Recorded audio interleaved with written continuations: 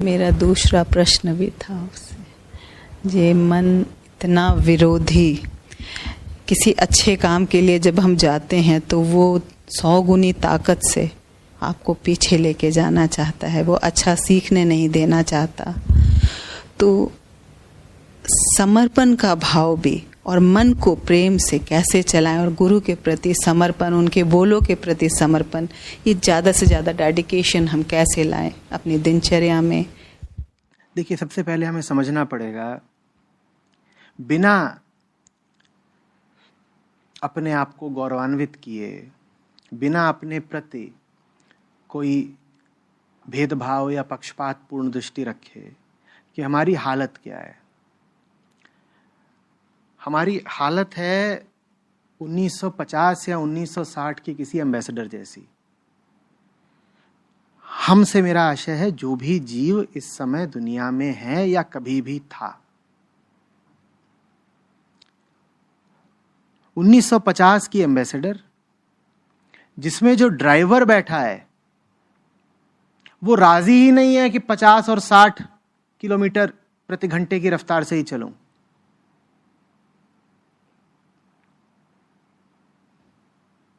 वो उड़न तश्तरी हो जाना चाहता है। ये जीव की वस्तु स्थिति है, हर जीव की। गाड़ी माने उसकी देह, और देह में मस्तिष्क भी आता है, देह में सब कुछ आता है जो आपकी पूरी व्यवस्था है। एक एक कोशिका की जो कंडीशनिंग है, जो पूरा हार्मोनल सिस्टम है, सब कुछ वो बहुत पुराना है।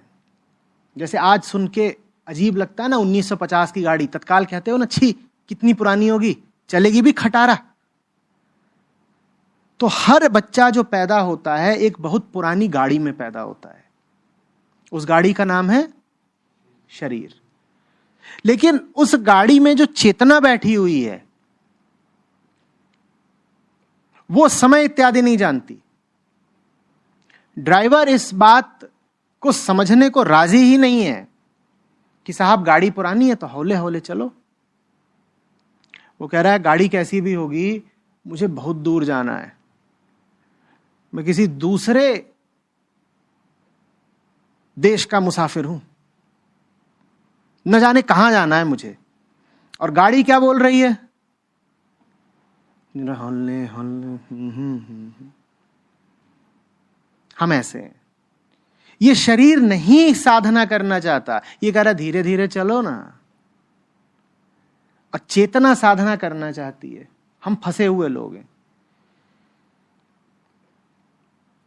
कि जैसे माइकल शूमाकर को एम्बेसडर में बैठा दिया गया हो।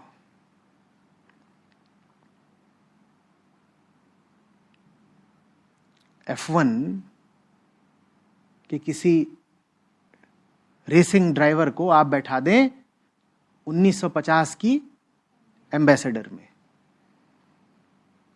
अब वो तो उड़ जाना चाहता है, और एम्बेसडर क्या बोल रही है, ये आज तक के हर साधक की स्थिति है। आप साधना करना चाहती हैं, आपकी गाड़ी तो नहीं करना चाहती ना। गाड़ी जिस फैक्ट्री से निकल के आई है उसका क्या नाम है, जंगल, प्रकृति। हमारी गाड़ी जिस फैक्ट्री से निकली है उसका नाम है जंगल। और उसकी डिजाइन में ही ये नहीं है कि ये बहुत तेज चलेगी।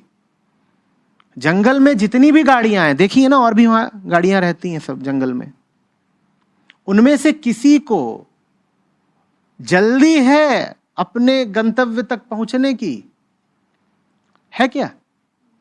उन्हें कहीं पहुंचना ही नहीं है, वो यूं ही गोल गोल घूम के थोड़ी तफरी करके मस्त है। बंदर को देखिए जंगल में, क्या है, उसे कहीं पहुंचना है? एक पेड़ से दूसरा पेड़, दूसरे से तीसरा पेड़, इसको दांत दिखाया, उसका फल नोचा, फलानी बंदरिया पकड़ी, कुछ किया, इधर थोड़ा बहुत गए, उधम किया, हो गया। हाथी हो, शेर हो, अजगर हो, चिड़िया हो, इन्हें कहीं पहुंचना है क्या? बोलो।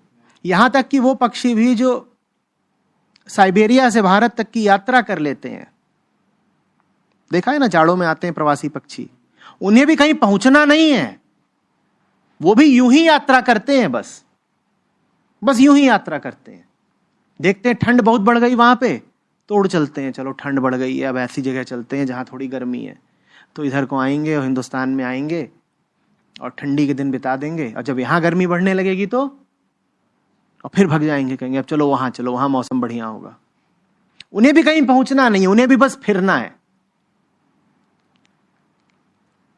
तो जंगल में कोई समस्या नहीं है, वहां जैसी गाड़ी वैसा ड्राइवर, वहां के सब ड्राइवर भी एम्बेसडर जैसे ही हैं,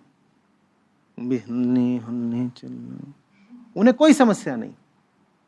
सांप है वो अपना नाच रहा है, उसे भी कहीं जाना नहीं है नीचे। तेंदुए, चीते, बिल्लियां, उल्लू, कीड़े मकोड़े सब हल्ले हल्ले अपनी अपनी जगह सब मगन है। तभी तो जंगल इतना मनोरम लगता है ना, वहां कोई तनाव इत्यादि नहीं दिखाई देता, किसी पे कोई वर्क प्रेशर थोड़ी है वहां पे कि डेडलाइन है बच्चों पूरी कर, कुछ नहीं, अपना वहां आप जाएंगे। वहां शेर ने भी अगर शिकार कर लिया तो ऐसे अपना बैठा हुआ है, ठीक क्या चल रहा है, दुनिया है। अजगर का पेट अगर भरा हुआ है, आप उसके बगल में बैठ जाइए, वो हिलेगा नहीं। ये नहीं कि बड़ा संत हो गया है,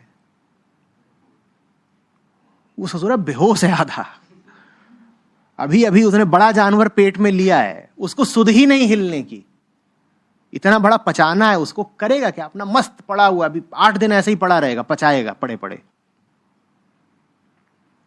वहां किसी पर किसी तरह का कोई दबाव, कोई तनाव नहीं है। आदमी एक तनाव का नाम है। मनुष्य प्रकृति का अनोखा अजूबा है जो तनाव के साथ पैदा होता है।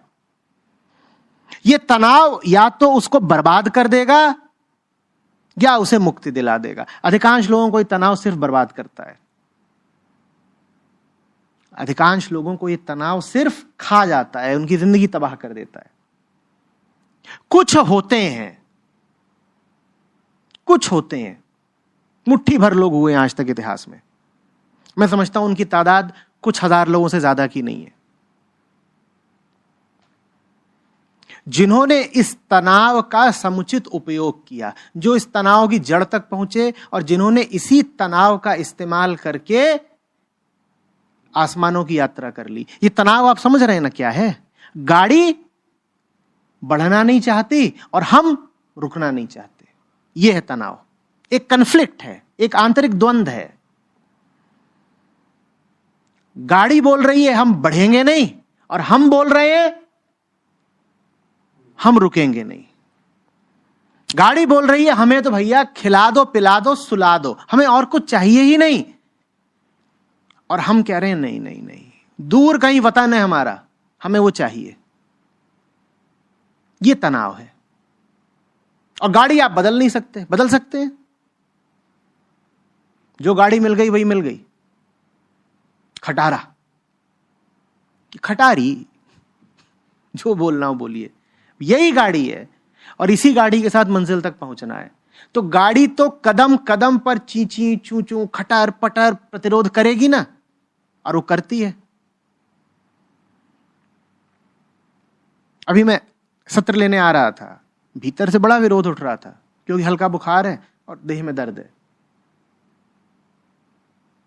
लेकिन अब हालत वहां पहुंच चुकी है जहां इन बातों पर ध्यान भी नहीं जाता, क्योंकि पता है कि ये ससुरी एम्बेसडर और करेगी क्या, इसका काम ही है खटर पटर खटर पटर। बहुत शोर करे तो थोड़ी सर्विसिंग करा दो। ये रहा मेरा इंजन ऑयल, ये देखो, ये बगल में रख देते हैं कि पिए जाओ आगे बढ़े जाओ, रुक तो सकते ही नहीं।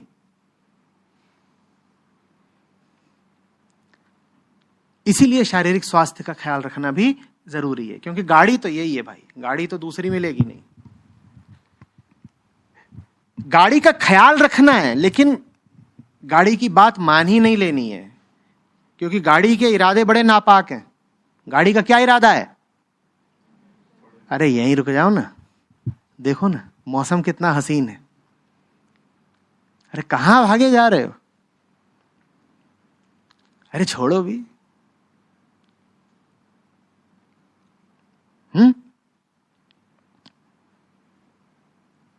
देख, मौसम है आशिकाना। इसमें आपको कोई ताज्जुब नहीं होना चाहिए अगर विरोध उठता है। गलती ये मत करिएगा कि कह दें कि वो विरोध अंदर से उठता है। आचार्य जी, अंदर से नहीं उठता, बाहर से उठता है। गाड़ी ड्राइवर के अंदर है कि बाहर है? अरे, गाड़ी ड्राइवर के अंदर है कि बाहर है? तो ये विरोध बाहर ही है, अंदरूनी नहीं है। हम यही गलती कर बैठते हैं।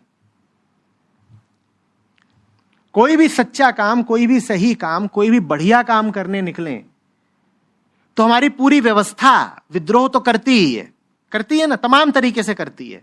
मन तर्क देगा, शरीर में दर्द होना शुरू हो जाएगा, एक से बढ़कर एक विचार आएंगे खिलाफत में, आते हैं ना। हमारी पूरी व्यवस्था जैसे हमारे विरुद्ध खड़ी हो गई हो। उसको यह मत कह दीजिएगा कि मुझे अंदर से ठीक नहीं लग रहा था।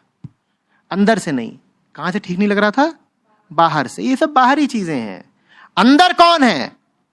अंदर हम हैं, और हम रुकने वाले नहीं। बाहर क्या है? ये घटिया खटारा एम्बेसडर जिसका नाम है जिस्म। अंदर कौन है? अंदर हम हैं, और हमारा काम रुक जाना नहीं है। समस्त अध्यात्म इसी अंदर वाले के अन्वेषण का नाम है, ताकि आप इस गलतफहमी से निजात पा सकें कि ये सब वृत्तियां और विचार आंतरिक हैं। ये आंतरिक नहीं है, ये बाहरी है।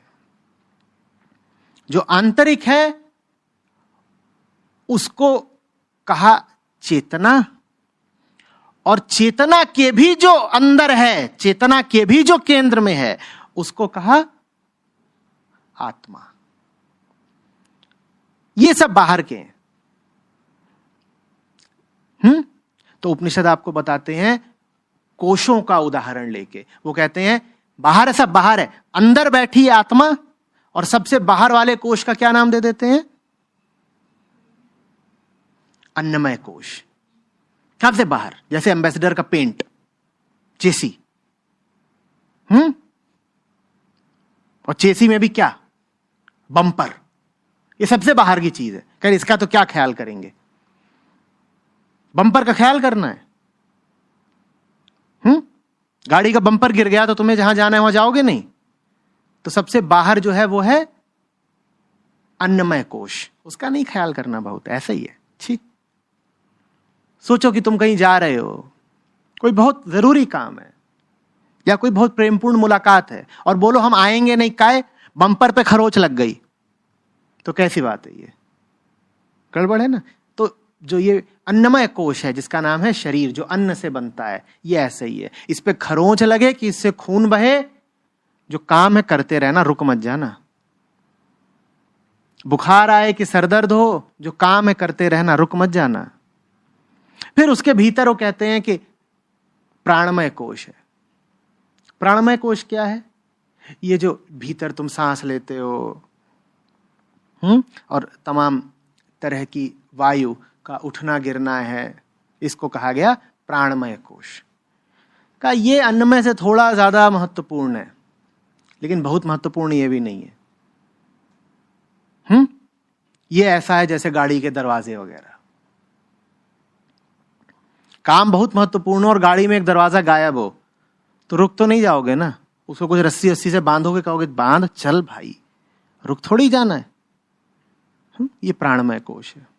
फिर उसके बाद आते हैं मनोमय कोश, फिर आता है विज्ञानमय कोश, फिर आता है आनंदमय कोश, और इन सब के भीतर जो बैठी है उसको कहा आत्मा। वो आप हो, या ये कह दो कि वो आपकी मंजिल है। वही है जो ड्राइवर के दिल में बैठी हुई है और ड्राइवर को रुकने नहीं देगी।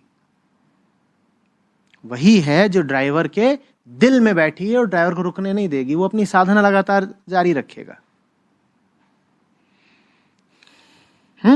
ड्राइवर कौन है फिर? ड्राइवर को मैं कहा करता हूं, ड्राइवर है अपूर्ण चेतना। वो अपूर्ण चेतना जिसको इस सब बाहरी उपकरण का सहारा लेकर के अपनी मंजिल तक पहुंचना है। समझ रहे हो बात को? तो ये तनाव आपको देखिए जीवन भर झेलना पड़ेगा ही, इससे कोई मुक्ति आसानी से नहीं मिलने वाली। साधना का मतलब ही है अपने खिलाफ तनाव को झेले जाना।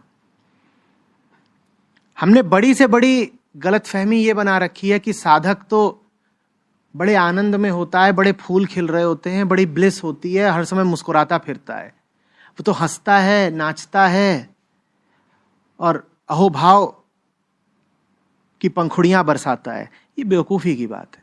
साधक से ज्यादा आंतरिक विपत्ति में कोई नहीं होता।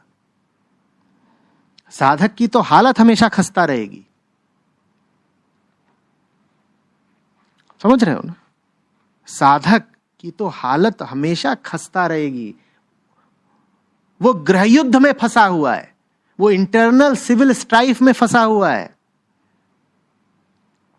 उसके भीतर जंग छिड़ी हुई है।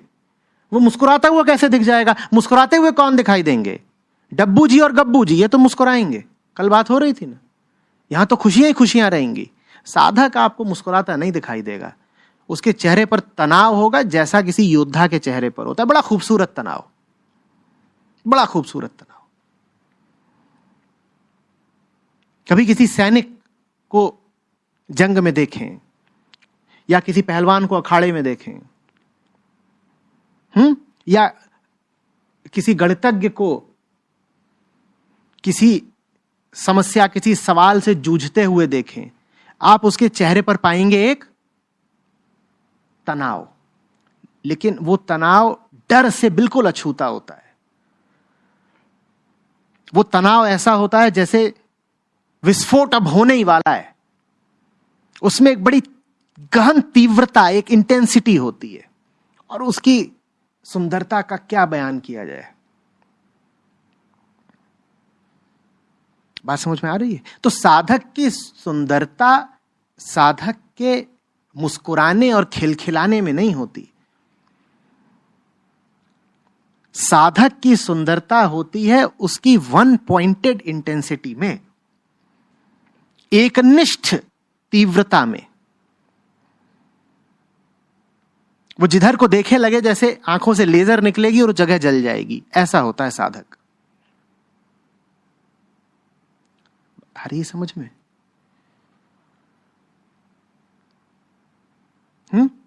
उसके भीतर निरंतर कश्मकश है, और जिस दिन वो कश्मकश खत्म हो गई उस दिन की यात्रा पूरी हो गई। अब वो निर्द्वंद हो गया।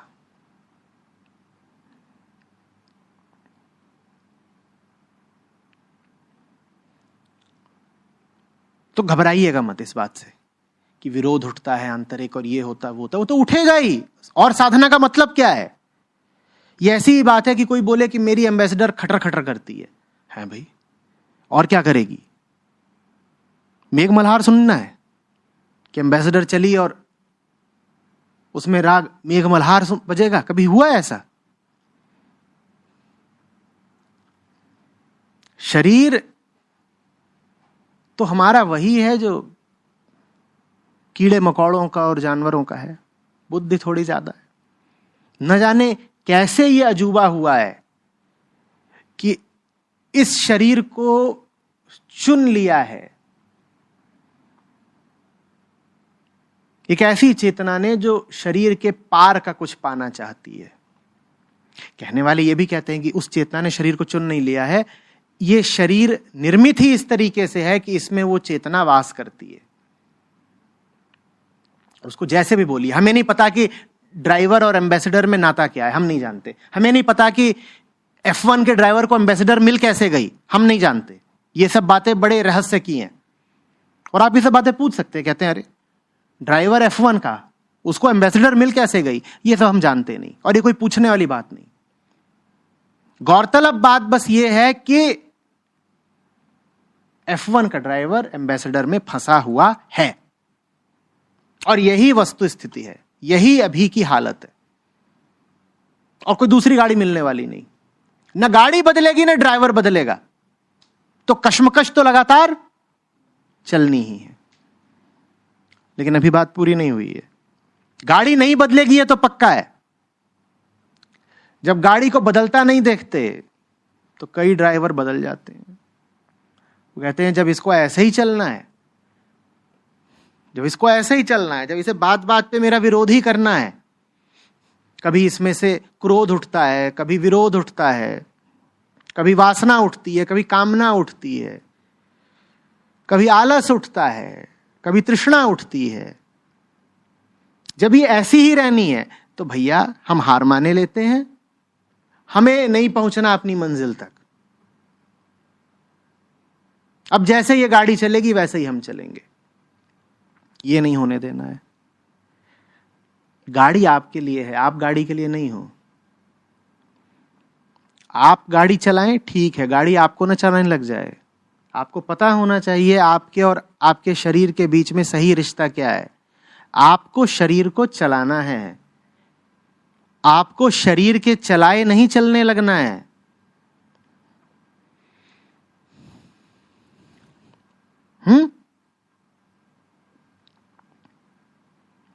और कोई वास्तव में आदमी के सामने चुनौती होती ही नहीं है। बड़ी से बड़ी चुनौती यही होती है, देह को जीतना। जिसने देह को जीत लिया वो दिग्विजयी हो गया। जो देह से ही हारा हुआ है वो हरंता अब कहां और क्या जीतेगा।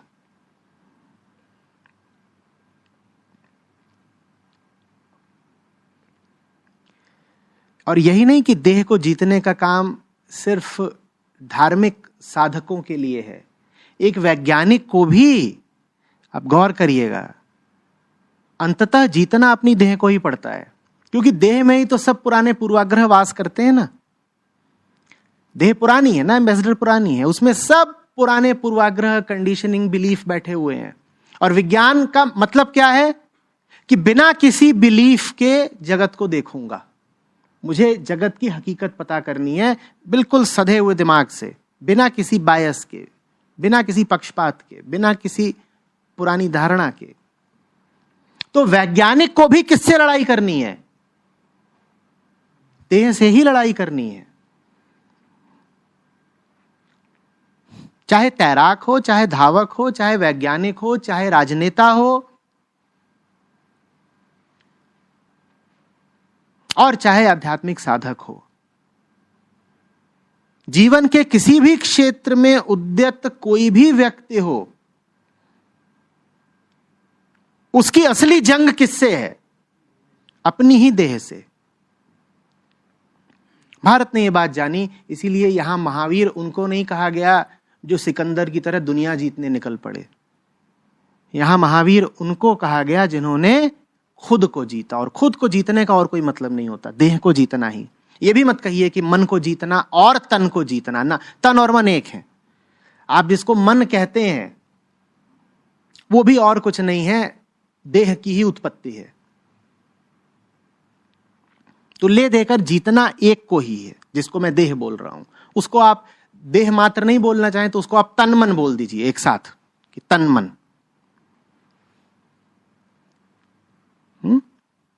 उसी को जीतना है और वो हारने वाला नहीं।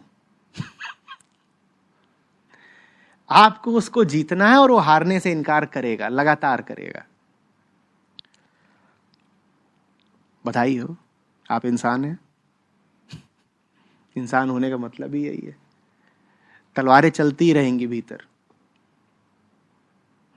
अब देख लीजिए कि जीतेगा कौन। प्रतिपक्षी तो अडिग है। आप चाहें तो घुटने टेक दें।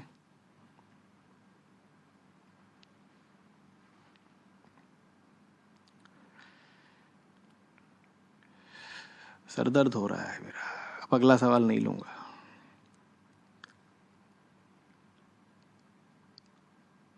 कर दिया जाए ऐसा?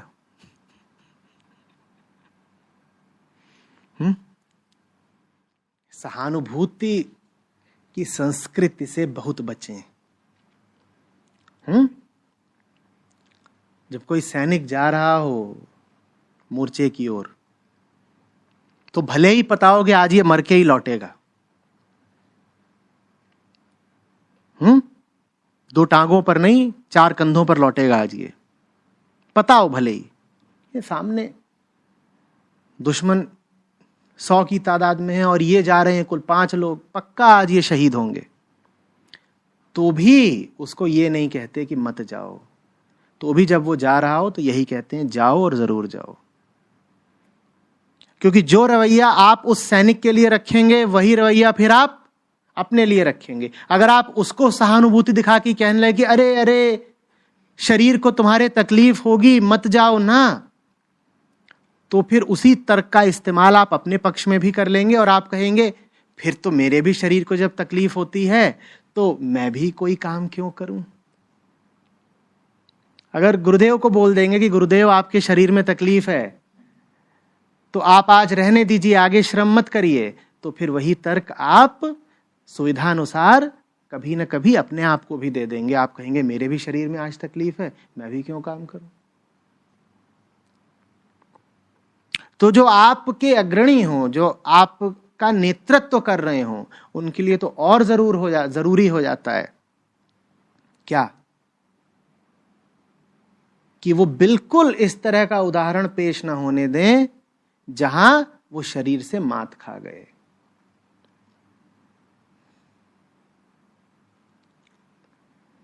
अब समझ में आ रहा है कि क्यों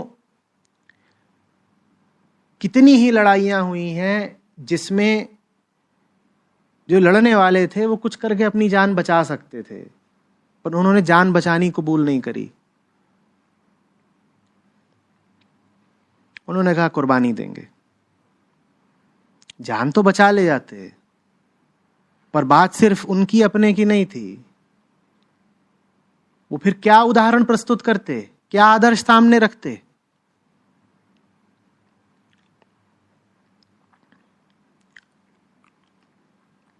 सुकरात विख्यात थे, पूरा शहर या राज्य उन्हें मारना थोड़ा ही चाहता था। जो जूरी भी बैठी थी तय करने के लिए कि इनका किया क्या जाए, वो आधे आधे में बटी हुई थी। जब उन पर मुकदमा चला कि भाई ये लड़कों को भड़काते हैं इत्यादि इत्यादि इस तरह की बात,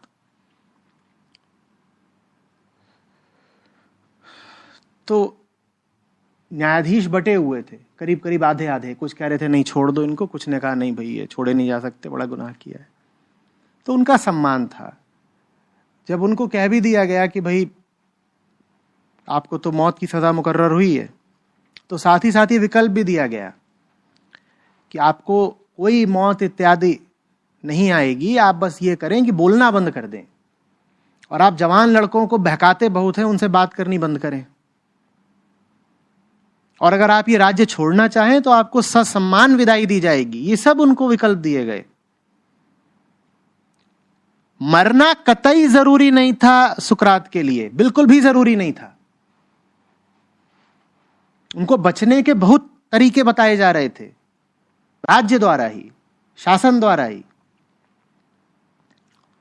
उन्होंने कहा नहीं भाई अब तो मरेंगे, अब तो मरेंगे। और सुकरात न मरे होते तो पक्का समझ लो न प्लेटो होते न अरस्तु। सुकरात की मौत ने पैदा करा है उन्हें।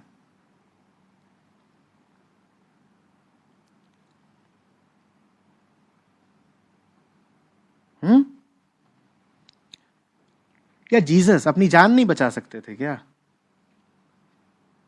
नहीं बचा सकते थे।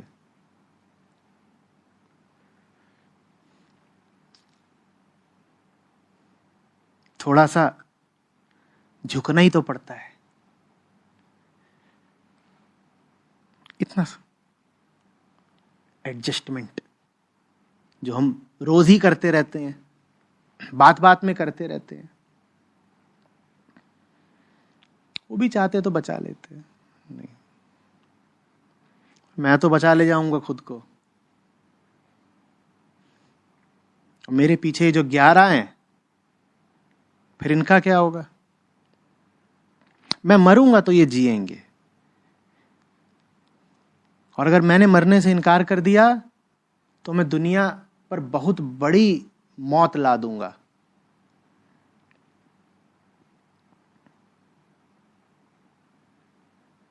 तो साधना में सहानुभूति इत्यादि के लिए कोई जगह नहीं होती, बिल्कुल कोई जगह नहीं होती।